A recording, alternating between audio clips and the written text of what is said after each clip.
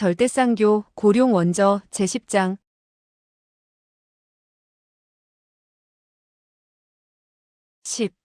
곡을 떠나는 소어아. 방을 나선 두 사람은 곧 안색을 바꾸었다. 만춘류는 다시 차가운 표정의 신이로 돌아갔고 소어아도 심술궂은 소년의 표정이었다.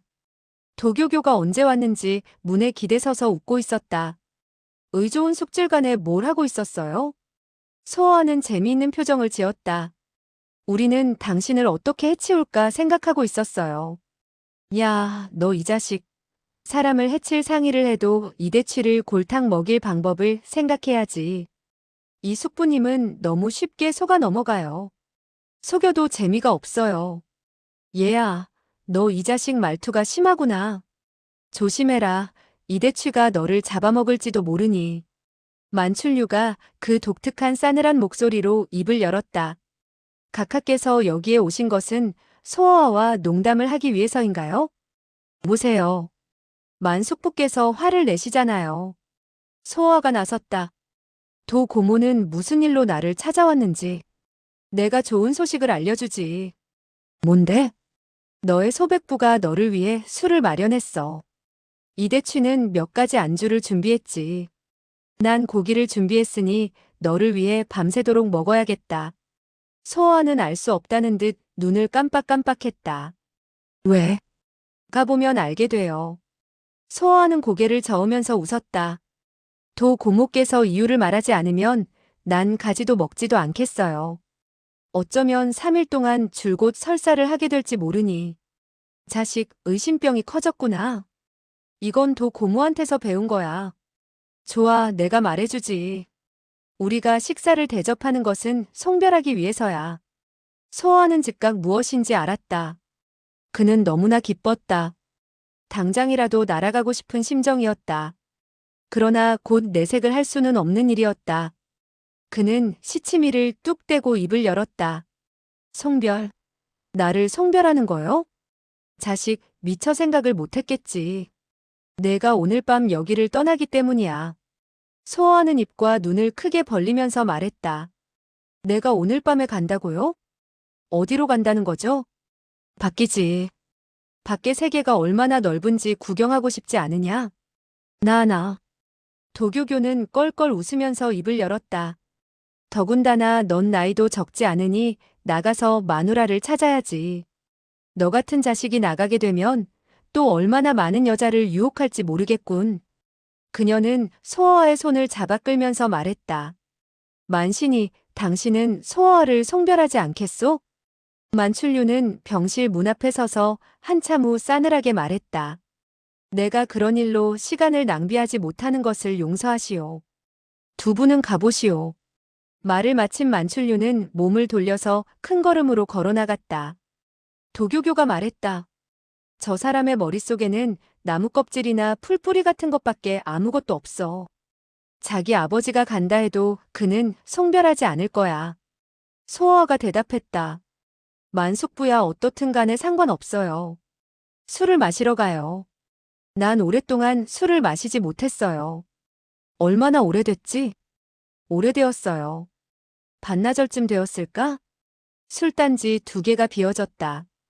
이대취의 얼굴은 갈수록 빨개졌고 두 살은 새파랗게 되고 하파바의 웃음소리는 더욱 요란해졌다. 도교교는 마실수록 여자 같아졌다. 다만 소어만이 한 잔 한 잔 마시면서도 안색이 변하질 않았다. 하파바가 입을 열었다. 하하, 소어의 주량이 놀라운데 마치 물 마시듯 하잖아. 물을 마시라면 난 이렇게 많이 마시지는 못할 거야. 음구유가 싸늘하게 웃었다. 술 마시는 게 좋은 일도 아닌데 그렇게 자랑할 필요는 없어. 도교교가 한마디 참견했다. 귀신은 술을 마시지 않지. 하지만 사람은 마셔야 돼. 소어아, 넌 한 가지를 빼놓곤 나쁜 일을 모두 배웠다는 걸 알고 있니? 이대취가 갑자기 언성을 높이며 노했다. 무슨 나쁜 일이야? 그건 모두 좋은 일이야. 사람이 세상을 살면서 그런 좋은 일을 배우지 않는다면 한평생을 헛되게 사는 거야. 소어는 눈을 깜빡깜빡하면서 말했다. 무슨 일을 내가 아직 배우지 못했다는 것이지요? 도교교가 껄껄 웃었다. 이 일은 11년만 지나면 배울 필요 없이 자연히 알게 될 거야. 너의 모습으로 보아선 남보다 한참 빨리 배우게 될걸. 이거 그게 도대체 무슨 일이죠? 자식, 너는 정말 모르는 거냐? 아니면 모르는 척 하는 거냐? 이대취는 소아를 바라보더니 빙그레 웃었다. 얼굴에는 개기름이 번지르르 흘렀다. 내가 정말로 모른다면 그 일은 두 사람이 해야 된다는 것을 염두에 둬라. 그러나 너의 도 고모는 방문을 닫고 혼자 할 수도 있어. 그는 농담을 하며 술잔을 입으로 가져갔다. 그러나 순간 딩하며 술잔이 산산조각으로 깨어지고 말았다. 음구유가 내려친 것이다. 술을 더 이상 마실 순 없어. 성질이 괄괄한 이대취가 가만히 있을 리 없었다. 너는 왜 내 술잔을 깨는 거지? 더 이상 마셨다간 소화가 가지를 못할 거야. 이대취는 속에서 부하가 치밀어 올랐다. 무섭게 그를 한참 바라보더니 돌연 발로 술단지를 차버리면서 이를 악물었다. 난 꼭 술을 내 뱃속에 넣고 너를 술 취한 귀신이 되게 해야겠어. 이들 사이에 소아가 끼어들었다. 여러 숙부님들이 급하게 저를 쫓는 이유는 무엇 때문이죠? 도교교가 말했다. 자식, 의심병도 많구나. 누가 너를 쫓는다는 거냐? 당신들이 말을 하지 않아도 나는 알고 있어요. 내가 안다고. 좋아, 우리에게 말해봐. 소아가 이미 여러분들의 골칫거리가 돼버린 거죠? 견디다 못해 빨리 나를 이곳에서 내보내 남들이나 해치게 하자는 것이겠죠?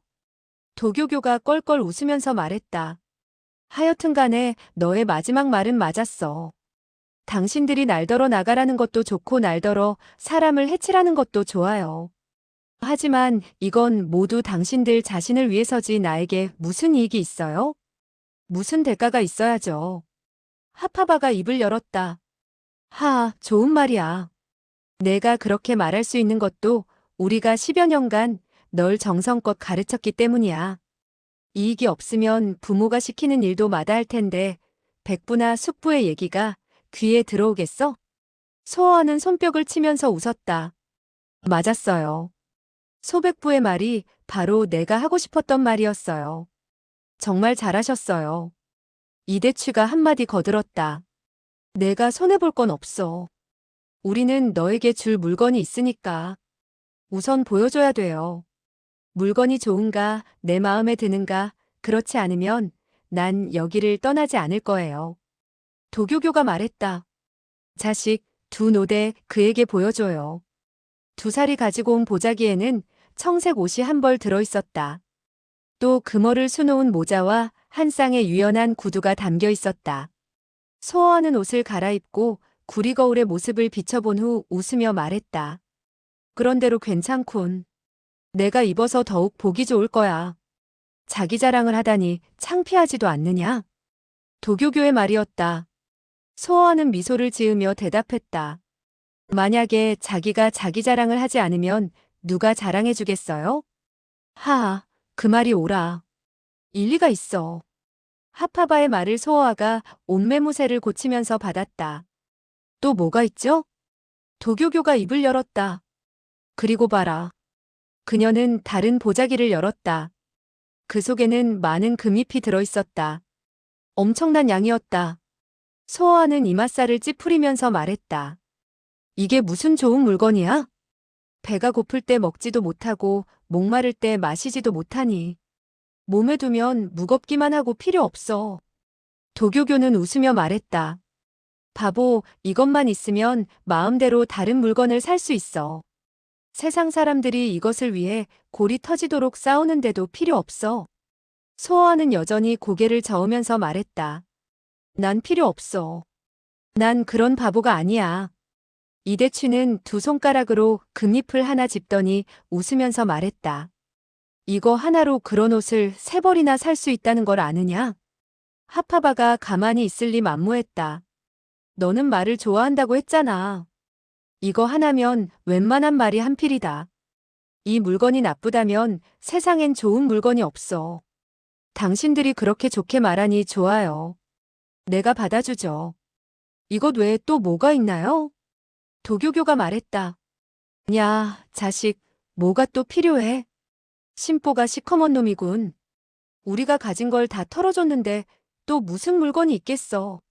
소호하는 고개를 갸우뚱거리며 잠시 생각하는 듯 하더니 돌연 보자기를 들고 걸어 나갔다. 이대취가 급히 불렀다. 너 뭘 하려는 거냐? 뭘 하느냐고? 가는 거예요. 그냥 그렇게 가는 거야? 또 용건이 있어? 술도 마실 수 없고 물건도 없는데. 넌 어디로 갈 거냐? 곡을 나간 후 동남쪽으로 가겠어요. 발 닿는 대로 가는 거지요. 뭘 할 생각이지? 아무것도 할 생각이 없어요. 사람을 만나서 기분이 맞으면 그와 두어 잔을 마시고 기분이 맞지 않으면 그를 해치고 그를 울지도 웃지도 못하게 하고 뭐 그렇게 되겠지요. 모두 박수를 치면서 기뻐했다. 하하, 묘해, 묘해. 그래, 그렇게 해야 재미가 있지. 이대취가 갑자기 웃음을 멈추고 물었다. 너 여기에 돌아올 생각이냐? 내가 밖에 사람들을 모두 해치면 돌아오겠어요. 돌아와 당신들을 해치워야 하니까.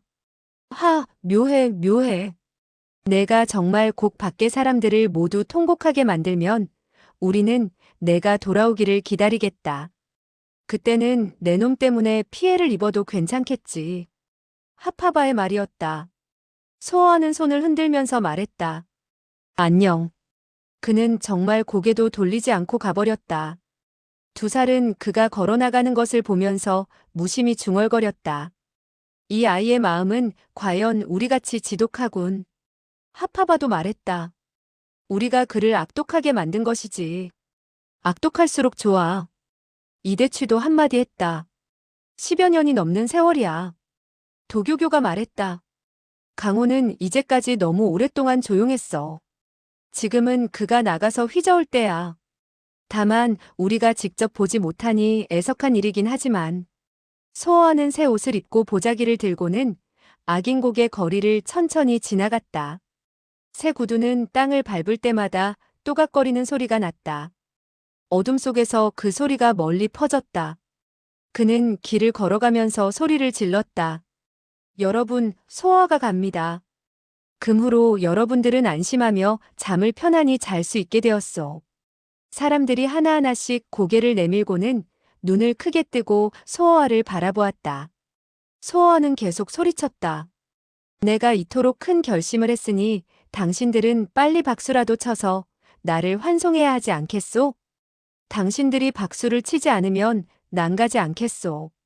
그의 말이 끝나기도 전에 양쪽에 늘어선 집 속에서 일제히 박수 소리가 울려 퍼졌다. 소호아는 크게 웃었다.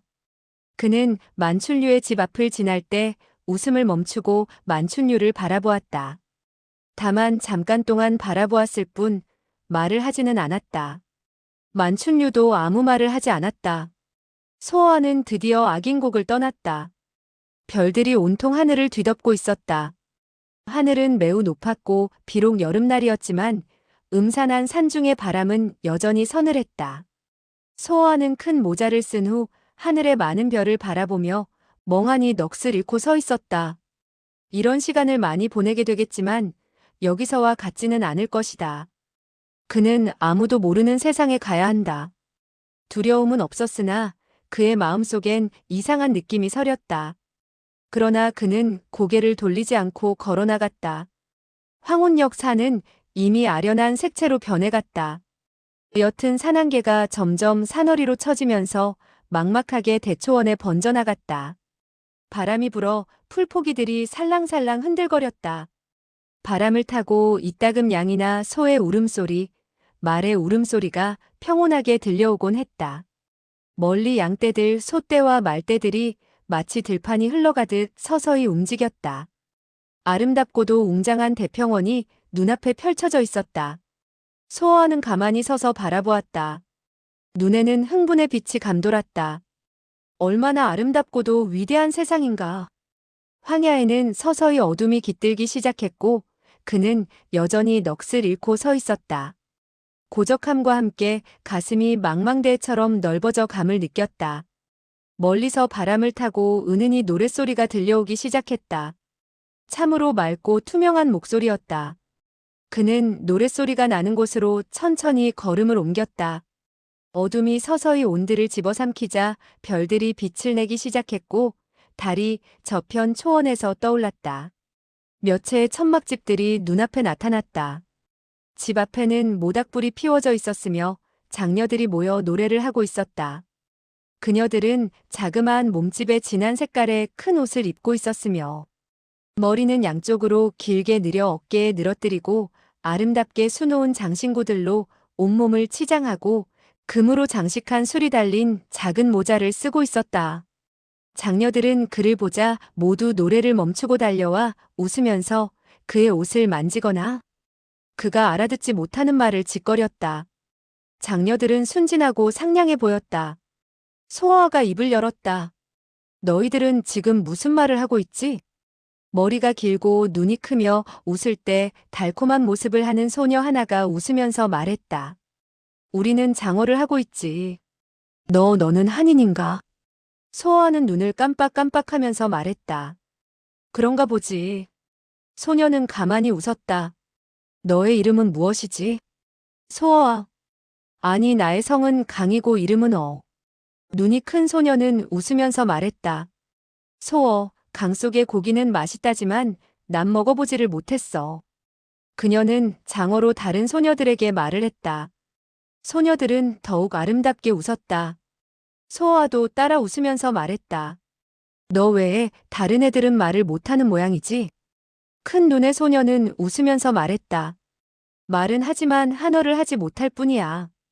왜 너만 한어를 할 수 있지? 나의 아버님이 한인이기 때문이지. 그녀는 가슴을 펴고 얼굴에는 자랑스러운 미소를 띠며 말했다. 우리들 중에서 내가 한어를 제일 잘하지. 그래서 내일 한인들이 와서 장이 열리게 되면 날더러 대표로 말을 하라는 거야. 너는 아름답고 게다가 재주도 있구나. 큰 눈의 아가씨가 갑자기 얼굴을 붉히자 홍조 띤 얼굴은 더욱 아름다워 보였다. 너의 이름은 뭐지? 큰 눈의 아가씨는 애교 있게 대답했다. 나의 이름은 한어로 말하면 도하야. 도하, 난 복숭아 맛을 본 적이 없어. 그러나 복숭아 꽃도 너보다 더 아름답지는 못할 거야. 도하는 수줍은 듯 웃으며 말했다. 나도 강물 속의 고기를 먹어보지는 못했어. 하지만 강물 속에 있는 고기 맛이 너의 입보다 달콤하지는 못할걸. 이때 장막 속에서 많은 남자들이 나왔다. 그들은 모두 눈을 크게 뜨고 소어아를 바라보았다.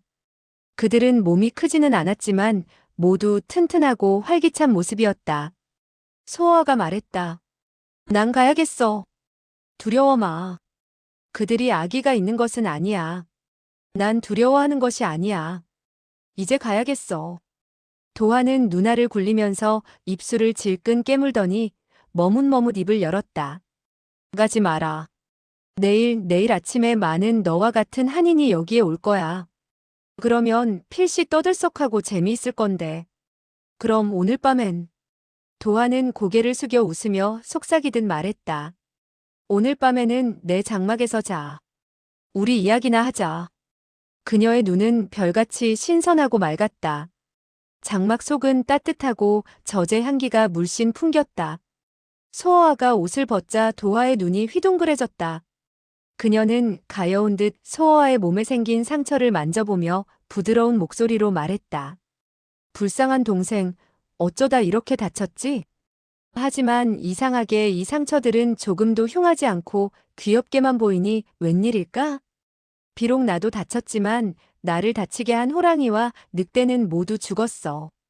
너 내가 호랑이를 죽인 적이 있다는 말이냐? 별로 많지는 않아. 서너 마리쯤. 도하는 멍하니 그를 바라보았다. 왜 안 믿어져? 믿어. 내가 왜 너의 말을 믿지 않겠니? 너는 왜 나의 말을 믿지? 도하는 당황한 표정을 지었다가는 곧 웃으면서 말했다. 너는 나의 동생이기 때문이야. 한눈에 너를 동생으로 하고 싶었어. 나와 같은 동생이 있는 것도 나쁜 일은 아니지. 이날 밤 소어아는 매우 편하게 잤다. 그가 아침에 잠에서 깨어나자 양젓 한 병이 베개 옆에 놓여 있는 것이 보였다. 소어아는 양젓을 마신 뒤 옷을 입고 밖으로 나갔다. 이장 밖에 새로운 천막이 하나 쳐져 있었고 외지에서 온 듯한 상인들이 모여들어 마찰을 풀고 있었다. 멀리서 도화가 한인과 장인들 틈에서 마치 새처럼 이야기를 하는 것이 보였다. 그녀가 몇 마디를 하자 장인과 한인은 서로 악수를 했다. 일이 잘 풀렸는지 그녀의 웃음은 더욱 달콤해졌다. 그는 그녀를 부르지 않고 새롭게 들어선 간이 천막들이 이어진 장터로 다가갔다. 소어와는 여기저기를 구경하며 천천히 걸었다. 그때 소어와 앞에서 바싹 마른 사람 하나가 건강해 보이는 작은 말을 끌고 오고 있었는데 하얀 털이 바람에 날리는 것이 소어와의 눈길을 끌었다. 소어와는 천천히 다가가 그에게 물어보았다. 이 말 파실 건가요? 그 사나이는 소어와를 훑어본 후 말했다. 사고 싶으면 너의 집 어른을 불러와라. 어른을 부를 필요가 있겠소? 은이 있으면 어른이지. 내게 은이 있느냐? 소어와는 자기의 허리를 툭 치면서 말했다. 은은 많지 않지만 금이야 많지요. 그 사나이는 더욱 크게 웃으면서 그의 허리를 바라보더니 손으로 작은 말의 털을 어루만지며 말했다. 이 말은 좋은 말이라서 돈이 많이 필요해. 값이나 말해보시오. 사나이는 조그마한 눈을 굴려가면서 말했다. 이 말은 최소한도 190냥의 은은 주어야겠어. 소어하는 생각을 거듭한 후 고개를 저으면서 말했다. 값이 적당치 않군. 그게 무슨 말이지? 이 말은 종자가 좋은 놈이야. 이건 최소한도. 이 말이 좋은 말이라면 최소한도 380냥의 은을 주어야 하는데 190냥이라니 너무 적단 말이오. 그 사나이는 멍하게 입을 벌리고 있다가 돌연 한마디 물었다. 내가 농담하는 거냐? 금은 농담하지 않소. 금 1냥이 은 60냥이니 은 360냥이면 금 6냥 3전이 조금 넘는군. 자, 7냥을 드리겠소. 사나이는 두 눈을 휘둥그렇게 떴다. 그는 정신없이 금돈을 받고는 재빨리 말고삐를 건넸다. 소어와는 만면에 웃음을 가득 띠고 말을 끌고 왔다 갔다 하면서 생각했다. 이놈들은 모두 천치인데다가 추악한 놈들이다. 그때 그는 백의 소년이 서 있는 것을 발견했다. 그는 손을 등에 대고 하얀 옷을 바람에 날리며 마치 곤륜산의 백설같이 서 있었다. 그의 눈은 초원에서의 별빛과 같이 빛나고 있었다. 소어와는 자신도 모르게 그를 바라보고 있었는데 그가 무심히 고개를 돌리자 서로 시선이 마주쳤다. 소어와는 그를 향해 빙그레 웃었다. 그러나 그는 눈 한 번 깜빡하지 않았다. 소어와가 그를 향해 눈살을 찌푸리고 혀를 내밀자 그는 고개를 돌렸고 다시는 소어와를 바라보지도 않았다. 얼마나 잘났기에 사람을 쳐다보지도 않냐. 좋다. 나도 너를 상관하지 않겠다. 그는 일부러 그 소년에게 들리도록 큰 소리로 말했다. 그러나 그 소년은 들은 척도 하지 않았다. 소어와는 어깨를 한번 으쓱하고는 그와 가장 가까이에 있는 가게로 들어갔다. 그곳은 장식품을 파는 가게였는데 소어와는 진주를 박은 꽃 모양의 머리 장식을 하나 주워들고 물었다. 이건 얼마나 하는 거죠? 큰 모자를 쓴 뚱뚱한 가게 주인이 웃으며 대답했다. 그가 웃자 수염들이 마치 파도가 밀리는 듯 넘실거렸다. 도련님은 눈도 좋으십니다. 이런 진주는 시중에서도 드문 물건이지요. 가게 주인의 눈은 소어와의 허리에 묶여있는 보자기를 유심히 살폈다. 그는 방금 소어와가 말을 사는 상황을 모두 보았었다. 얼마요? 70냥. 소어하는 소리를 지른다. 70냥? 그 뚱뚱이는 깜짝 놀라며 대답했다. 70냥이 비싼 것은 아닙니다. 그러나 이 진주는 가짜요. 가짜라고요? 누가 그런 소리를 해요. 이건 나를 모욕하는 것인데. 그는 웃지도 않았고 얼굴은 삶아놓은 고깃덩어리 같았다. 소어는 웃으면서 말했다. 난 2살 때부터 진주를 가지고 놀았소. 진주가 진짜인지 가짜인지는 냄새를 맡아보면 다 알 수가 있는 것이오. 그 뚱뚱이는 화가 치밀어 올라 잠시 생각에 잠겼다. 이 자식이 왜 갑자기 약아졌지? 그러나 그의 얼굴에는 매우 억울한 표정이 나타나 있었다. 그럼 60냥으로 하지. 말도 안 돼요. 진짜 진주는 바다에서 건지기 때문에 별로 힘들인 것도 없으나 가짜 진주는 시간과 공을 많이 들여 만들어야 하오. 게다가 이토록 비슷하게 갈고 닦았으면 더 비싸야지. 그 뚱뚱이는 넋을 잃고 말더듬이 모양으로 더듬거렸다. 이거, 저거, 진짜가 70냥이면 가짜는 아무리 적게 불러도 140냥은 될 것이니 그 미냥쯤. 소어와는 이런 얘기를 하면서 그 소년이 자기를 바라보고 웃기를 기다렸다. 그러나 그 소년은 무심히 돌아서 가버렸다. 소어와는 급히 금을 땅에 던지고 말했다. 여기 3냥이요. 그는 가게에서 나와 즉각 뒤를 쫓았으나 그 소년은 이미 온데간데 없이 사라져버렸다.